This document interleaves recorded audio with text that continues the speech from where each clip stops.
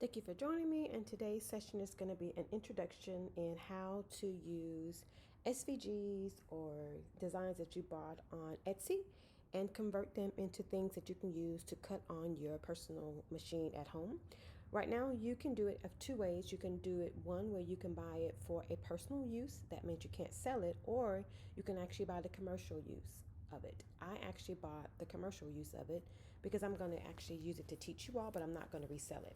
You're not allowed to really resell the actual designs, but you can modify the designs and use it for your own artwork as far as you within your business. So thank you for joining us, and let's get started. So today I'm going to show you how I took this particular design that had all of the beautiful swirls and things in it and created this design that had a border. And my final product is going to be one where I'm actually going to use it as a menu card, and I'm going to lay this design on top.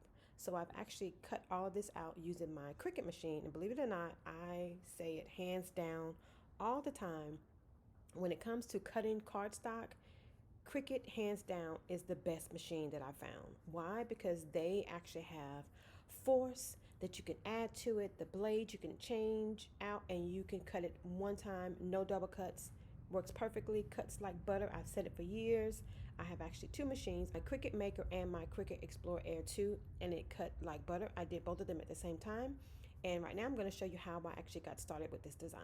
I'm going to do file open. When you open it as place it in your design, it comes out as artwork that's combined. But when you open it like this, it comes out as a separate file by itself. So always don't place it, go and open it.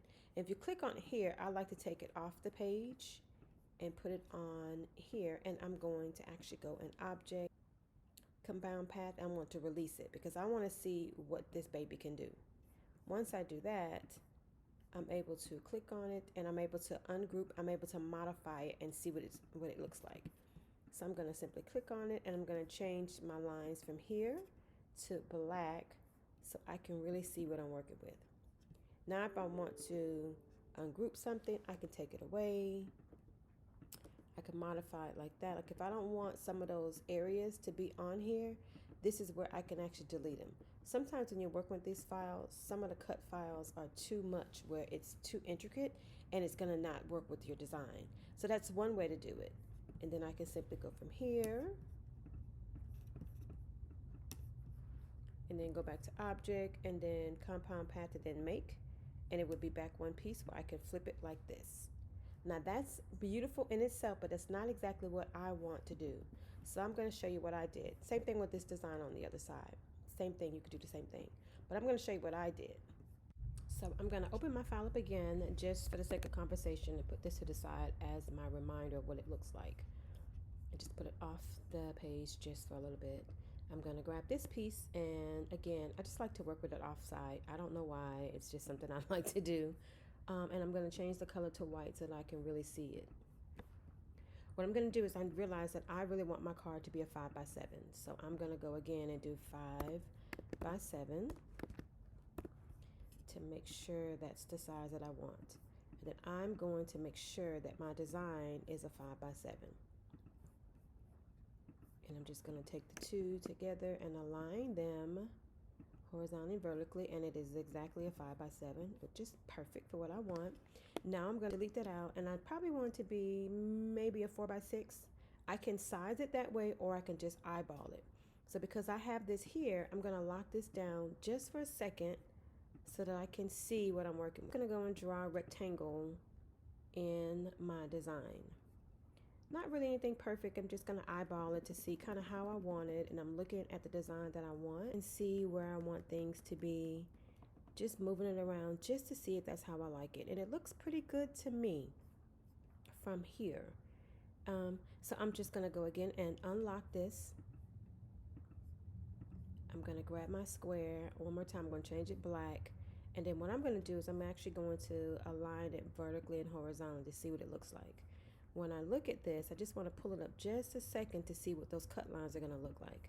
Here I realize I'm going to come into that area. I have an area here where it's going to really be like a square. I don't want that. So I'm just going to shrink it down, resize it just a little bit, and again, align it horizontally and vertically and see what that looks like. That looks like I can deal with that. Looks like it's gonna work for me. So what I'm gonna do now is something very simple. I'm just gonna go to my Pathfinder and I'm going to click on Unite. And just like that, that design is finished. So simple. Get to use your Pathfinder tools. It will bless your life.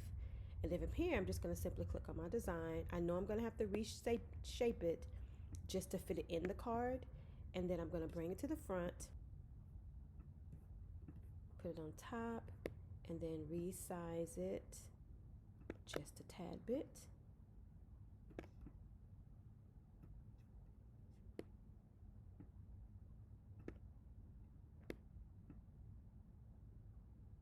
And if that's still not the size that you want, you can always go back and redo it. But that looks to be about exactly what I want it to be, right? I realize now it needs to be something different. I'm just gonna copy and paste it.